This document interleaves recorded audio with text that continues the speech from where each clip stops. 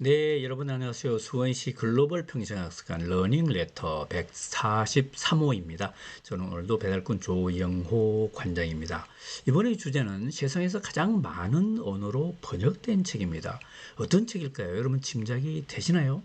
네, 배움과 삶에 얽힌 다양한 얘기를 나누고 있죠. 오늘은 르 뿌띠 프랑스 어린 왕자 얘기를 할까 합니다. 어린 왕자 동화죠. 동화라고 해야 될까요? 어른들을 위한 소설책이라고 해야 될까요? 많은 분들이 읽으셨을 텐데요. 혹시 안 읽으신 분들도 어떤 내용의 책인지는 알고 계실 거예요. 이 책은 뱀 그림부터 시작을 하는데요. 이런 생소한 그림이 있습니다. 아프리카의 보아뱀, 엄청나게 덩치가 큰 보아뱀인데 그 보아뱀이 자기보다 더 큰 짐승을 삼키고 있는 그런 모습이죠. 예, 참 무시무시한 모습인데 이 소설의 화자가 이 소설의 화자는 비행기 조종사지요. 6살 때 이 그림을 봤다 그럽니다. 아프리카 탐험기인데요. 아프리카 여러 가지 신기한 얘기를 하는데 보아뱀이 짐승을 잡아먹는 얘기, 이런 얘기를 보면서 깜짝 놀란 거죠. 얼마나 애가 신기했겠습니까? 그래서 그때 자기도 그림을 한 장 그려봤는데 이런 그림을 그린 것입니다. 네.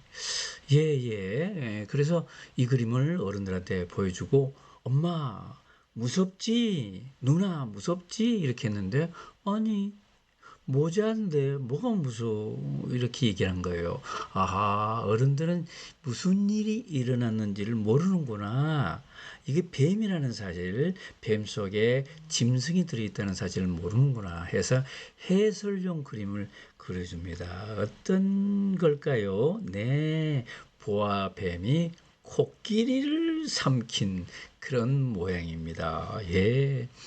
보아뱀이 코끼리를 삼키면 이걸 소화시키는데 몇 개월이 될까요? 보통 보아뱀은 뭐 6개월씩 이렇게 된다 그러는데 이 코끼리를 소화시키려면 한 1년쯤 걸리지 않을까 이렇게 생각하는데 요 사실이 이렇다면은 얼마나 무시무시한 일입니까?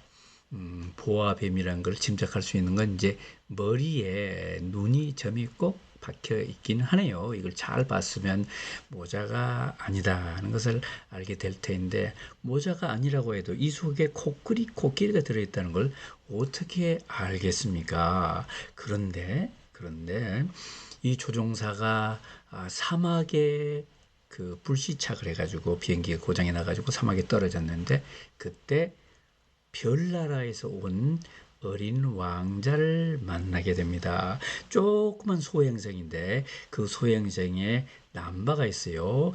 B612라고 불리는 표시되어 있는 그런 작은 소행성에서 어떻게 왔는지 모르지만 그렇게 나타나서 사막에 있는 조종사와 대화를 하게 되는데 그 아이는 이 그림을 보고 모자가 아니고 보아뱀이 코끼리를 삼킨 모양이다. 이런 걸 금방 알아냈다는 것이죠.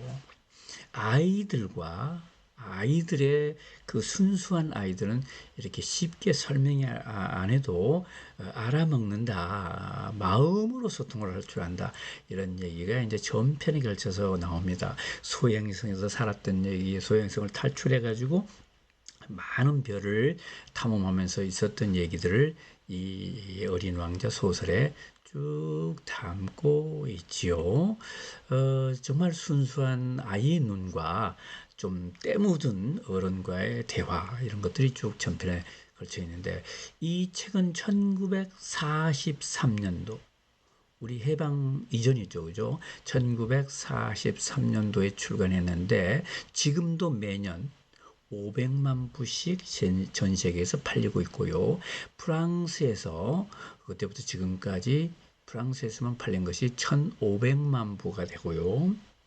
공식적으로 인정된 번역본 이것이 548개 언어다. 한 나라 안에 여러 가지 말도 있고 하기 때문에 나라 수보다 말의 수는 훨씬 많죠. 548개 언어로 번역된 책이다. 이렇게 이제 그 어린 왕자 공식 홈페이지에 자료가 나와 있습니다. Le phénomène mondial, 이게 전 세계적인 현상이다. 비단 프랑스어로 쓰여진 글이기 때문에 프랑스에서만 있는 게 아니고 전 세계 548개국으로 번역돼서 전 세계인들이 지금도 여전히 읽고 있는 1940년대 출간 서적이 되겠습니다. 놀랍지 않습니까? 지금 우리나라에도 100여 본 이상의 번역본이 있어서 제가 네이버로 검색을 하다가 끝까지 보진 못했어요. 어쨌든 많은 번역본, 한국어 번역본들이 이렇게 전체적으로 일부 사진이 캡처되어 있기는 합니다. 100여 본 이상의 번역본이 있고요. 또 관련 서적까지 하면은 훨씬 많은 어린 왕자가 한국어로 또 존재한다. 이렇게 볼 수 있는데, 번역본, 정말 중국어를 비롯해서 엄청난 많은 번역본들이 있고 그 중에는 일부 번안이 돼가지고 스토리가 좀 바뀐 경우도 있고 또 그림도 추가된 경우도 있고 조금 가필된 것도 있고 했는데 그런 것을 일일이 막지는 않는다 그럽니다. 그 나라의 문화에 맞춰서 조금씩 바꾸는 것은 그런 용인을 하고 있다 그러네요. 어마어마한 이런 번역본이죠. 정말로 제일 많은 언어로 번역된 책은 어떤 책일까요? 성경은 무려 2000개 언어로 번역이 됐다 그럽니다. 어린 왕자가 548개 언어로 번역이 됐다고 하지만 성경과 비교하면 조족지열이죠. 일단 성경을 빼고 얘기를 하는 게 좋을 것 같아요. 성경을 빼고 가장 많이 번역된 많은 언어로 번역된 책 어린 왕자다 이렇게 얘기를 해야 될 것 같습니다. 어린 왕자의 저자는 앙뚜안 드 생텍쥐 페리, 프랑스인이 되겠습니다. 1900년 6월 29일에 태어나서 1944년 7월 31일 날 돌아가신 걸로 추정이 되는데, 왜 추정이 되느냐? 비행기를 타고 나갔는데 실종이 됐거든요. 그날 돌아가신 걸로 추정이 되고 있습니다. 44세, 44세밖에 살지 못하셨네요. 이분은 프랑스를 이용해서 아주 부잣집의 아들로 태어났기 때문에 어렸을 때 특별히 어려움을 썼는데, 그래도 아버지가 일찍 돌아가시고 동생도 죽게 되고 이런 고통은 또 겪었다고 하네요. 어쨌든 종합적으로 볼 때 어린 시절을 좀 타복하게 보냈고 하고 싶은 걸 많이 해서 자기가 여러 가지 일을 경험을 하면서 나르는 그런 자전거도 만들기도 하고 각종 모험적인 활동도 하기도 했다 그래요. 여러 가지를 잘했지만 정말 비행기를 타고 하늘을 날고 싶어서 공군에 지원해서 조종사가 됐고요. 그 다음에 제대를 하고 민간 우편을 나르는 조종사도 했고, 조종사를 하면서 여러 가지 추락도 해보고 고통도 겪어보고 그렇게 했지만 상상의 날개를 접진 않았다 그럽니다. 그림도 그리고 글도 쓰고 뭐 그렇게 했던 것이죠. 이분이 1940년에 미국으로 망명을 하게 됩니다. 어째서 망명을 했을까요? 2차 대전이 일어나서 독일이 프랑스를 일시적으로 점령을 합니다. 그러니까 그 꼴을 보기 싫어서 미국으로 갔는데, 독일이 프랑스를 점령했다는 사실도 슬프지만 그보다 더 슬프게 한 것은 프랑스 사람들끼리 친독일 반독일 하면서 서로 반목 질투 갈등을 겪는 것이 더 꼴 보기 싫어서 미국으로 왔다 그래요. 그래서 미국에서 이미 이분이 소설 몇 권을 출간하고 그중에 야간 비행은 헐리우드에서 영화화됐기 때문에 작가로서 대우를 받고 있었는데, 그래서 이런 출판계 인사들하고 교제를 했었나 봐요. 그런데 어느 날 뉴욕에서 카페에서 출판을 하는 유진 레이날 씨와 대화를 하는 중에 문득 생각이 나서 그 식당에 있는 이 메뉴판 이 종이에다가 어린 왕자의 초상이라고 할 수 있는 그림을 그렸는데 이게 좀 인상적이었어요. 그래서 생트페리 선생님, 요 아이를 주인공으로 해서 글을 써주시는 게 어떻겠어요? 빨리 써서 금년 크리스마스까지 한번 출판했으면 좋겠습니다. 그런데 그때부터 열심히 썼으나 그 납기는 맞추지 못하고 그 다음에 나오게 된 것 같습니다.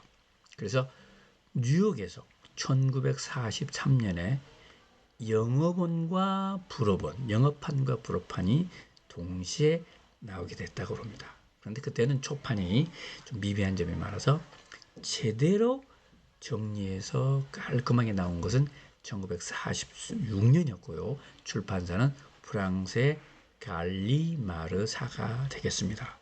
근데 이 생특별히가 독일이 싫어서 망명을 했는데 계속 미국이 참전해 주기를 원했고 스스로도 다시 전투에 복귀를 합니다. 그래서 출격을 했는데 불의의 사고로 돌아가시게 됐죠. 그 작자는 사라진 지 2년이 됐는데 그때 책이 제대로 나왔다 그래요. 1946년에. 이분이 돌아가시고 실종된 것은 44년 7월 말이고요. 예. 그렇게 해서 생트주베르 작품이 나오게 됐는데 어린 왕자 이외에도 이분은 여러 작품을 썼어요. 남방우편기, 야간비행, 인간의 돼지 작품으로 프랑스에서 큰 상을 받기도 하고요. 성체, 환상, 비행사 등등의 작품을 썼습니다. 이분은 정말 작가로서도 정말 명성을 가진 그런 사람이었죠. 뭐 어린 왕자 하나만 보고도 끝나는 거죠. 참 대단한 그런 작품을 쓰셨습니다. 조경관장의 좌우지간 생텍쥐페리의 어린 왕자에서 한 소절을 가져왔습니다. 내 비밀은 이거야. 아주 간단해. 마음으로 보아야만 잘 보인다는 사실. 중요한 것은 눈으로 보이지 않는다. 우리가 어린 왕자를 읽고 또 읽는 이유. 전 세계인들이 어린 왕자의 얘기에 주목하는 이유는 우리 속에 있는 그 순수한 어릴 때의 모습, 그것을 다시 깨우치게 해주는 것이 아닌가 싶습니다. 여러분 좀 여러 가지 괴로운 일이 있으시면 어린 왕자를 다시 읽어보시고 여러분이 어릴 때 가졌던 그 순수한 마음을 되찾아보시기 바라겠습니다. 여러분 다음에 또 뵙겠습니다. 감사합니다.